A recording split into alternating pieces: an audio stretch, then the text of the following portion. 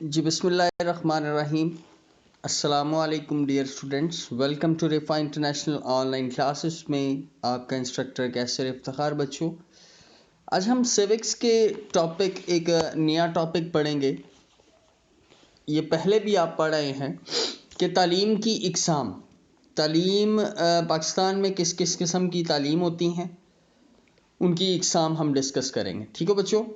Number first पे वो कहता है कि रस्मी तालीम। आपको भी पता है पाकिस्तान में हमारे यहाँ प्राइमरी, सानवी, आला सानवी और यूनिवर्सिटी सतह पर आम या रवायती तालीम फराहम की जाती हैं। इस तालीम का जो सबसे आला दर्जा है वो है बच्चों के एमए और एमएससी है। इसका एहतमाम स्कूलों, कॉलेजों, पोस्ट ग्रेजुएट कॉलेजों और यूनिवर्सिटी में किया जाता है।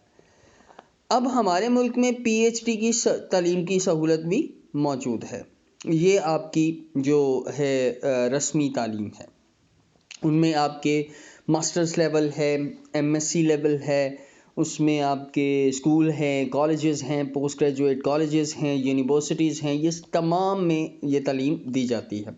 हमारे यहाँ मुल्क में पीएचडी की तालीम की सहूलत भी मौजूद है। नंबर नेक्स्ट है तिबी तालीम, मेडिकल एजुकेशन है। पाकिस्तान के अंदर सबसे पहला जो इदारा है किंग एडवर्ड मेडिकल कॉलेज, वाहिद कॉलेज था जो तालीम के बाद पाकिस्तान के हिस्से में आया। पाकिस्तान के चारों सूबों के बड़े बड़े शहरों में निजी और सरकारी मेडिकल कॉलेज कायम किए जा चुके हैं।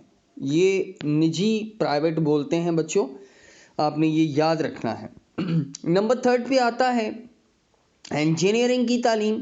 बच्चे मेडिकल के अकॉर्डिंगली मेडिकल के भी अलहदा से इंस्टीट्यूट हैं और इंजीनियरिंग के रिगार्डिंग इंजीनियरिंग के भी जो इंस्टीट्यूट हैं वो अलहदा हैं। कहता है आला पैमाने के फ़नी माहिरीन और इंजीनियर तैयार करने के लिए पाकिस्तान में टेक्निकल इंजीनियरिंग कॉलेज और यूनिवर्सिटियाँ मौजूद हैं। सबसे बड़ी जो यूनिवर्सिटी पाकिस्तान में कंसीडर यहाँ आपकी यूईटी है, यूनिवर्सिटी ऑफ इलेक्ट्रिकल टेक्नोलॉजी है, वो जो आपकी पाकिस्तान में है, बल्कि लाहौर में है।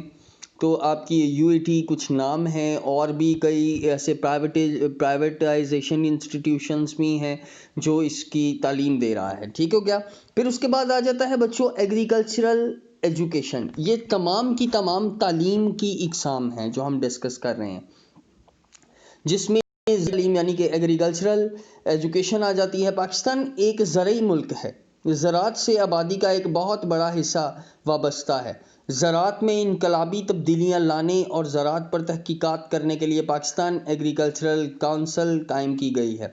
इसके अलावा हर सूबे में ज़रई कॉलेज और यूनिवर्सिटियाँ भी बनाई गई हैं। अच्छा, मैं एक आपसे डिस्कस करता होता था क्लास के अंदर कि बच्चों एक पढ़ा लिखा है इंजीनियर है और एक जो इलिटरेट पर्सन है जिसने वो तालीम हासिल नहीं की, वो मकैनिक कहलाएगा। ठीक हो गया।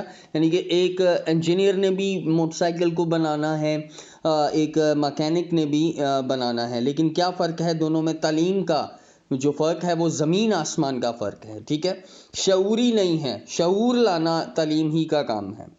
उसके बाद बच्चों कानून की तालीम आ जाती है, लॉ एजुकेशन है। पाकिस्तान के बड़े बड़े शहरों लाहौर, कराची, पेशावर, कोयटा, मुल्तान और हैदराबाद में कानून की तालीम के लिए लॉ कॉलेजेस कायम किए गए हैं।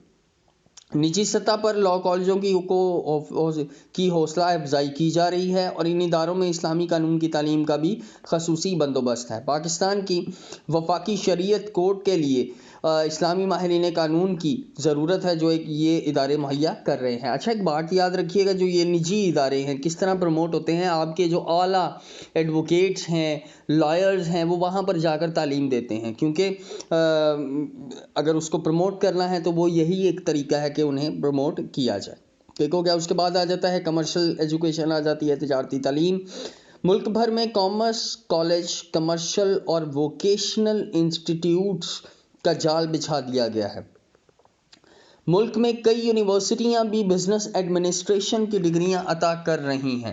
لاہور میں Lahore university of management sciences, جس کو لمس بولتے ہو، لمس کا تو ادارہ ہی آپ کو پتہ ہے کہ وہاں سے پڑھا لکھا بچہ جو ہے وہ کبھی فارغ نہیں رہ سکتا۔ پنجاب یونیورسٹی ہے اور کراچی میں آغا خان یونیورسٹی اور institute of business administration IBA تجارت کی اعلیٰ تعلیم دے رہے ہیں۔ یہاں سے پڑھے ہوئے لوگ جن کا یہ ڈسکس کر رہے ہیں، ڈسکس کیا ہے وہاں پہ یہاں سے پڑھے ہوئے بچے جو ہیں، وہ اسٹوڈنٹس جو ہیں، وہ آگے چل کر ایک بہترین قسم کے یعنی کہ معاشرے میں بھی ان کا نام ہوتا ہے، اور وہ اچھی پوسٹ پر بھی اور تجارت بھی اچھی یعنی کہ بزنس اچھا کرتے ہیں۔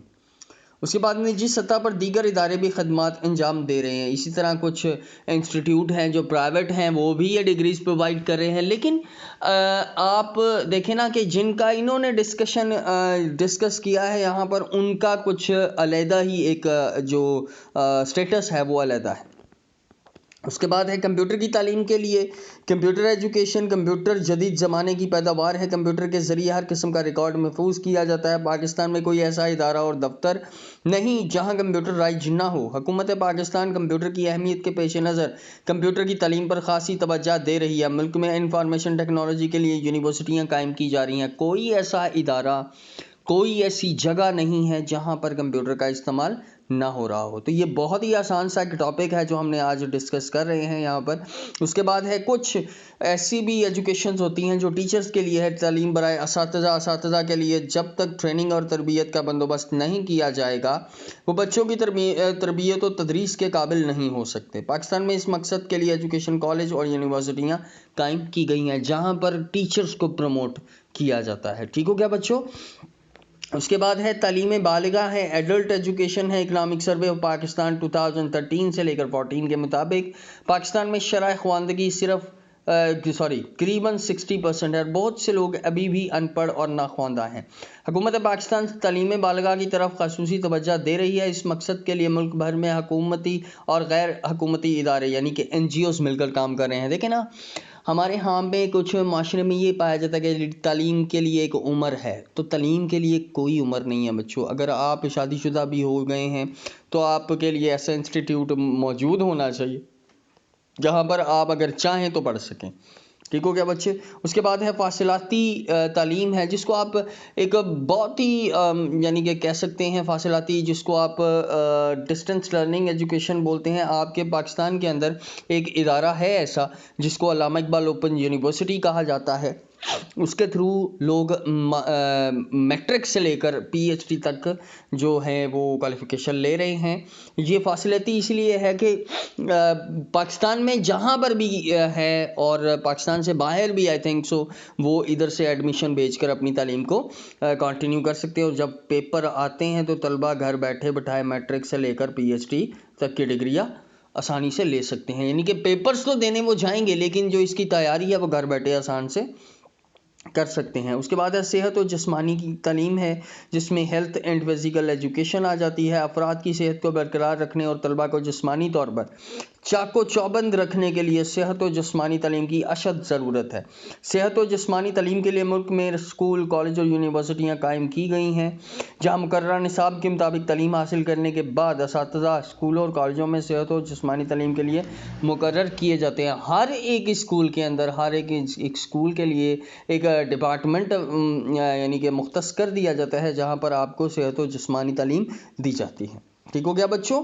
اس کے بعد ہے مخصوص افراد کی تعلیم جو اسپیشل ایجوکیشن ہے، ان کا بھی ایک طریقہ ہے۔ ان کو ٹرینڈ ایک ٹیچرز پڑھاتے ہیں، انہیں پہلے اس کی باقاعدہ ایک دی جاتی ہے، کیونکہ انہوں نے گونگے بہرے معذور لوگوں کو، جو پاگل ہیں بچوں کو، جو اسپیشل ایجوکیشن والے اسپیشل بچے ہیں، ان اسٹوڈنٹس ہیں، ان کو وہ تعلیم دے سکیں۔ پہلے انہیں ٹرینڈ کیا جاتا ہے، پھر جا کے وہ پھر ان کے قابل ہوتے ہیں کہ وہ وہاں پر کسی کو پڑھا سکے۔ اور اس میں حکومت نے مخصوص بچوں کی تعلیم اور بحالی کے لیے خطیر رقم مختص کی ہے، اور سرکاری اداروں اور ملازمتوں میں 2% کوٹا مخصوص افراد کے لیے بھی مقرر کیا ہوا ہے۔ یعنی کہ وہ یہاں سے اگر پروموٹ ہوتے ہیں اچھے طریقے سے، تو حکومت پاکستان نے 2% جو حصہ ہے کوٹا ہے آپ کی ملازمت کا، وہ ان کے حصے بھی دیا ہے۔ اس کے بعد اسلامی تعلیم ہے، جس میں اسلامیات کی تعلیم کو لازمی قرار دیا گیا ہے۔ اس کے علاوہ دینی تعلیم کے مدارس اور یونیورسٹیاں بھی قائم ہیں، جو زیادہ تر نجی شعبے میں چلتے ہیں، یعنی کہ پرائیویٹ ان کو چلایا جاتا ہے۔ موسٹلی یہ کالجز جو ہیں وہ یونیورسٹیز جو ہیں وہ آپ کے پرائیویٹ ہیں۔ ٹھیک ہو گیا بچوں، یہ ایک چھوٹا سا کویسچن تھا جس کے پوائنٹس 13 ہیں، لیکن آپ جتنے بھی آسانی سے تیار کر سکیں وہ میرا بیٹا اس کو کیجیے گا۔ انشاءاللہ تعالیٰ زوم میٹنگ میں ڈسکس کریں گے۔ اپنا بہت سارا خیال رکھیے گا۔ اللہ حافظ۔